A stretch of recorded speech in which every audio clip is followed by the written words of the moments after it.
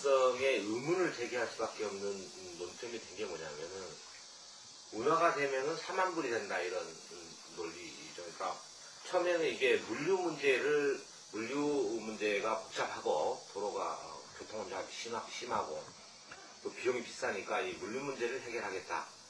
뭐 이런 주장이었단 말이에요. 근데 사람들이 볼 때는 그럴 수 있겠다라고 하는 생각을 가질 수 있어요, 일단. 근데 이게 이제 논리가 막 비약되기 시작하는 게 운하가 되면은 사만불이 되고 그 다음에 지역이 다 잘 살 수 있고 뭐 동서에 통합이 되고라고 하는 이게 이제 이데올로기로 발전하는 거죠. 그러니까 운하 만능주의가 되는 건데, 그러니까 우리나라가 운하가 없어서 이제 지금까지 우리는 좀 발전이 좀 더디고 동서가 이렇게 뭔가 이렇게 대립돼 있고 그 다음에 뭐 여러 가지 문제가 생기는 것처럼 이야기가 돼버리는 거죠. 우리가 흔히 말하면 이제 물동량이라고 하는데 이제 물건이죠.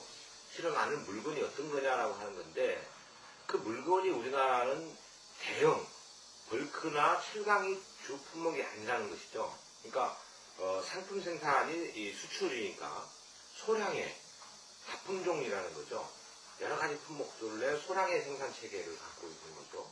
그러니까 거대한 물류 이동 시스템이 필요한 게 아니라 작은 물류 시스템이 이제 구축돼야만 되는 것이죠. 그러니까 빠른 운송 수단인 철도나 도로 내지는 항공으로 이 대치 수단이 가능한 거죠. 보면은. 그러니까 이 물동량의 측면에 봐서도 긴 이 배를 이용하기에는 적절치 않은데 왜 그런 이야기 하냐면은 2,500톤짜리 배를 어떤 특정 하주가 특정 업체가 쉽게 말하면 전세를 내서 실을 만큼의 물동량이 나오지 않는다는 것이죠. 그렇기 때문에 이 운하를 통한 이동은 어려운 거고 또 그럴 필요성이 없는 거죠. 필요하면은 차로 갈 수 있는 거고 필요하면은 철도로 이용할 수 있고 필요하면 항공으로 이용하는 것이 훨씬 빠른 거죠. 우리나라는 조건상으로 보면은 내륙 쪽은 이 산악지대입니다. 그러니까 우리가 볼 때 우리가 오지는 아니지만은 산악을 형성하고 있고 우리는 이 바다가 삼면이 바다이기 때문에 바다가 잘 발달할 수밖에 없잖아요. 그리고 입항 조건이 좋잖아요. 부산항이든 인천항은 조수 간만의 차이가 있긴 합니다만 광양항이든 평택항이든 입항 조건이 좋고 또 우리나라의 경제 구조는 수출형 구조이기 때문에 얼마든지 배로 자연스럽게 접근해서 그것을 내륙에 들어왔을 때는 철도나 도로로 이동하는 운송 체계를 가질 수 있는 것이죠. 그래서 그런 측면에서 보면은 이 교통의 시스템의 문제는 산업의 역사와 연관해서 발달하는 것이고 그 다음에 그런 충분한 거대한 물동량보다는 질 좋은 소량의 우리 물동량, 그러니까 물품을 생산하는 산업 구조에서는 또 거대한 물류 시스템 체계가 필요한 게 아니라는 것이죠. 그러니까 강은 우리가 식손으로 이용하고 문화적 접근을 하고 그 다음에 생태적인 접근을 이용하는데 현명하게 쓰이고 또 다른 이 교통 조건은 또 새롭게 창출할 수 있는 그런 여지가 충분히 있다라고 하는 것이 유럽과 미국과 러시아와 중국과 우리의 다른 조건이라는 것이죠. 이것을 이해하지 않고서 그 하나의 기술을 접목시키려고 하면은 거기에 따른 부작용이 엄청나게 발생할 수밖에 없다라고 하는 것이 이제 저희들의 생각입니다. 그러니까 그쪽 학자들이 주장하는 게 경부운하로 이동되는 서울에서 이 부산으로 가는 물동량의 뭐 80%를 흡수할 수 있다, 50%를 흡수할 수 있다. 어떻게? 왜? 흡수할 수 있다는 설명은 없는 거죠. 그러니까 다른 말로 하면은 그것을 이용하고 있는 하주들의 생각은 전혀 반영되어 있지 않다는 거예요. 그렇게 할지도 모르는 거죠. 근데 국민의 세금을 가지고 뭐 세금이 아니라고 합니다만은 국민의 자산을 가지고 그걸 만들 때는 그런 요구 조건이 있어야 되는 것이잖아요. 근데 그런 요구 조건이 전혀 미반영된 상태에서 하나의 정책 슬로건을 제안한다라고 하는 것은 정말 국민을 위한 정책이 아니라 엇박자라는 거죠. 일단 그 경부운하를 주장하는 분들이 이제 뭐 배가 다니니까 스크류가 돌기 때문에 수질이 오히려 좋아진다. 그리고 한강 낙동강이 지금 매우 심각하게 오염되어 있는데 운하만 만들면은 오히려 환경이 더 좋아진다. 이런 식의 이제 말만 있고 사실상 내용은 없는 이야기만 해왔는데 이제 실제 저희가 굳이 운하가 아니더라도 다른 예를 들면 뭐 시와훈이, 새만금이 다른 환경상을 볼 때에도 이게 물과 관련된 것은 물이 얼마나 정체되느냐가 사실은 수질오염의 가장 기본적인 요인이 되는 상황이었었거든요. 그래서 예를 들면 뭐 시와훈은 정체 일수가 뭐 180일이라든지 뭐 새만금은 200 며칠이라든지 막 이런 이 시간을 놓고서는 굉장히 전문가들끼리 다툼이 많았어요. 근데 경부운하 같은 경우에는 지금 무슨 관문만 19개, 그리고 수중보가 16개 이렇게 건설 계획을 발표하고 있기 때문에 그것에 따른 정체 시간이 낙동강의 경우에는 한 19일 정도 지금 그런 인공시설물이 없을 때는 19일 정도 걸리는데 이게 관문이나 수중보가 만들어지게 되면 108일 정도로 정체 시간이 길어지게 됩니다. 그러면 지금 이 강 자체의 수질은 그런 정체 시간이 길어지면서 당연히 오염될 수밖에 없는데 이게 그냥 강이 아니라 우리 국민 3분의 1을 책임지고 있는 식수원으로 이용되기 때문에 이런 인공구조물에 의한 정체 시간을 늘려서 수질 오염을 가중시키는 이런 결정을 할 수 있겠냐, 이게 이제 국민들에게 동의가 되겠냐. 전지모시나 바이칼로 같은 건 자연이잖아요. 자연이 그렇게 형성해서 그 물을 안고 있는 거겠죠. 근데 그것이 비유 대상으로 삼는다는 것은 좀 심하게 표현하면은 자신의 무지를 드러내는 행위인 거죠. 유럽 같은 경우는 댐이 거의 없습니다. 그러니까 유럽은 정체시키는 구간이 많지 않아요. 우리나라처럼. 그러니까 우리나라는 댐이 많은데 유럽은 거의 없어요. 그 다음에 미국 같은 경우도 댐이나 수중보를 만들었다가 해체시키고 있어요. 1920년도부터. 그 다음에 저희가 이제 뭐 자세하게 쓰진 않았습니다만 러시아 같은 경우에도 운하로 인한 그 수질 문제나 이런 게 심각한 거고요. 대표적인 경우 요즘 이제 중국의 시안샤댐 같은 경우에 운하로 이용하기는 하고 있지만은 중국은 그 운하의 물길 따라서 그 식수로 이용을 하는데 이것은 그 지역에서 그 취재한 사람이 이야기한 게 아니라 그 현장에서 그 일을 해보고 그 다음에 거기서 그 사업을 하는 사람들이 이야기를 들어보면 지금 먹을 수 없다는 거예요. 물 자체가. 그러니까 우리가 옛날부터 그런 말 있잖아요. 물이 고이면 썩는다라는 말 있잖아요. 이것은 너무 자연적인 말인 거고 아무리 인공적 기술적인 걸 가미해도 되지 않아요. 단 불필요한 돈을 투자해서 그것을 막 정화해서 기술하면은 좋은 물이 나올 수도 있겠죠. 그러나 이것은 경제성이 없는 행위죠. 이제 관문과 수십 개의 관문과 수중보로 물이 정체되기 때문에 수질 오염 불을 보듯 뻔한 상황이 되는 거고요. 그 다음에 수심을 유지하기 위해서는 하산 굴착을 대규모로 해야 하기 때문에 그 자체로서 하천이 스스로 받는 자정작용 이런 것들을 완전히 없애게 만드는 것이고요. 그러니까 그런 상황에서 국민의 3분의 2의 식수원을 담보로 한 이 한강과 낙동강의 수질 내지는 그 식수를 공급할 수 있는 하천의 자연적 기능 자체는 완전히 소멸된다고 볼 수 있습니다. 그러니까 그 대체 방법으로 운하 구간이 아닌 낙동강의 일부 조금 옮겨서 상류인 양수리로 그 취수원을 이전한다든지 아니면 낙동강의 경우에는 댐 상류로 이전하거나 아니면 강변여과수와 같은 간접 취수 방법을 통해서 물을 공급하겠다 이렇게 주장을 하고 있는데요.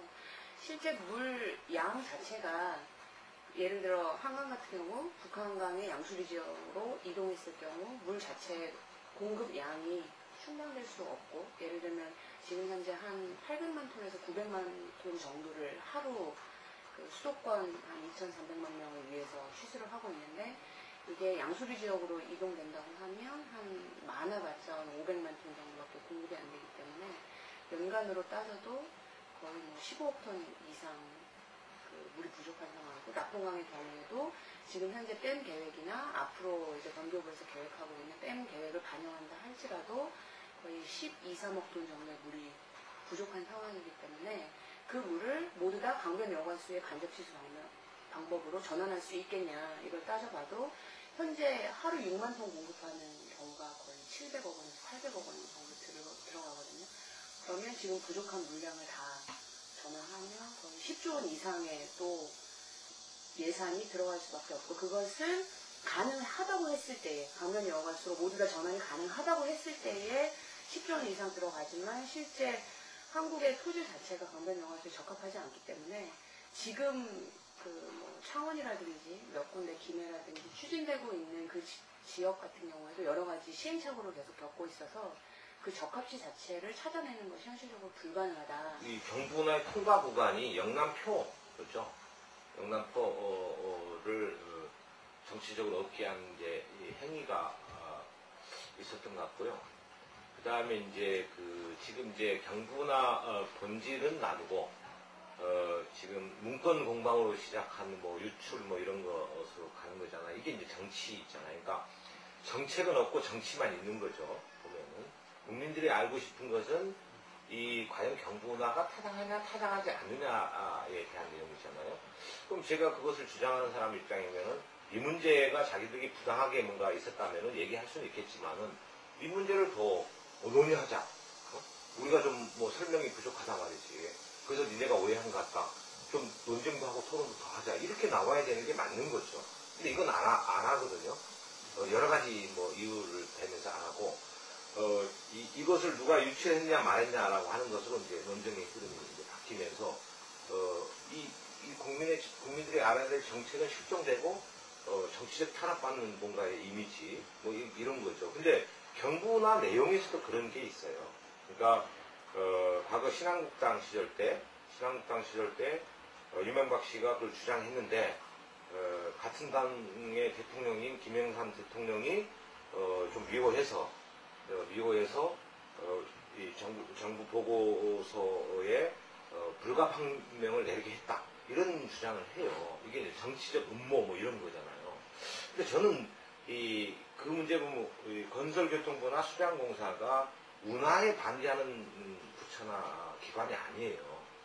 절대 아닙니다. 그들이 주장하는 일관된 흐름을 보면은 한강 내의 내륙주는 충분하게 경제성이 있다라는 보고서를 계속 냈고, 사실 경제성도 없고 물동량도 없는 경인 운하를 가지고 저렇게 밀어붙이는 것도 보면은 그 운하를 찬성하는 거거든요. 그러니까 이런 흐름을 보면은 이명박 씨가 노리는 것은 그런 거예요. 정치를 노리는 거고 지역표를 노리는 거고. 자료를 지하철에서 보고 있는데 어떤 두 분이 저한테 이 자료를 어디서 구할 수 있냐 물어보더라고요. 그래서 왜 그러시냐 했더니 두 분이 부동산 업자신 거예요. 그러면서 저한테 제가 여쭤봤죠. 이게 부동산 업계에서 경분야가 만약에 만들어진다 그러면은 어떤 영향이 가는가요? 그랬더니 거의 핵폭탄급이라고 설명을 하더라고요. 그래서 부동산 업계에서는 이 경부운하가 되냐 안 되냐, 이명박 씨가 대통령이 되냐 안 되냐가 굉장히 큰 중요한 사활이 걸려있는 문제다. 이런 이야기를 하더라고요. 그리고 지역으로 봐서도 그 지역의 경부운하가 지나가는 노선상에서 땅을 가지고 있거나 이런 사람들에게는 이 사업이 실제적으로는 굉장히 경제적으로는 중요하다 이런 얘기를 하는 걸 보면서 이 경부운하 사업이 요새 부동산 투기 문제 이런 게 굉장히 문제가 되고 있는데, 그런 측면에서 그러니까 3만 불 내지는 구분 인정 이런 게 부동산 투기를 통한 어떤 그러니까 부가가치라고 할까요? 그런 좀 뻥튀기 된 그 경제적 효과 이런 게 아닐까. 사실 뒤집어 놓고 보면 대부분 그런 부동산 투기라든지 이런 것들도 그 지역에 살고 있는 주민들에게 이익을 주는 것이 아니라 실제 외지인들이 들어가서 그 땅을 투기하는 것이기 때문에 지금 그 지역에 살고 계신 분들이 혹시라도 이 사업이 추진돼서 그 지역에는 부동산이라도 좀 가격이라도 올라서 뭔가 좀 경제적인 이익을 볼 수 있지 않겠냐 이렇게 생각하신다면은 실질적으로 좀 오해가 있다. 실질적으로 이익을 보는 것은 그 해당 지역이 아니라 그 전문적인 그 투기꾼들 내지는 외지인들이 볼 수밖에 없다. 이런 측면에 있어서 좀 경제적인 그 뒤에 숨겨진 이런 부분 좀 잘 볼 필요가 있겠다. 저희는 재앙이라고 본 거죠. 물론 지금 이제 사업 자체가 실행된 게 아니고 이게 현실화 된다고 하면 부메랑 얘기도 나왔지만 그 부메랑이 어떤 형태로 우리에게 돌아올지에 대해서는 사실 저희가 검증하려고 했던 거는 굉장히 극소 작은 부분이 아니겠냐. 그것보다 훨씬 더 큰 부메랑이 돼서 돌아오지 않겠나. 저는 개인적으로 그렇게 생각했어요. 그것은 그러니까 아무튼 이 국가의 정치 지도자가 또 그런 걸 희망하는 사람이 어떤 제안이 국민에게 축복이 되는 것이 가장 좋겠죠. 축복이 되고 또 그런 설사 뭐 그 양반이 앞으로 어떻게 되는가 상관없이 그런 건 참 좋은 거다 이런 좀 사회적 분위기가 또 그런 것을 제안하는 좀 현명함 이런 것이 필요하고 항상 우리 사회에서 보면은 뭔가 이 제안 자체가 긍정적이든 부정적이든 너무나 많은 논란의 소지를 갖고 있는 문제를 일방적으로 한다는 것이죠. 일방적으로. 그래서 저는 이 경부나 논쟁이 뭐 저희들도 이걸 연구하면서 많은 공부도 했고 또 여러 가지 많은 고민을 하게 됐죠. 하게 됐는데 여전히 환경 문제는 그렇게 특정한 사고로 결론을 내려서는 안 된다라고 하는 게 저희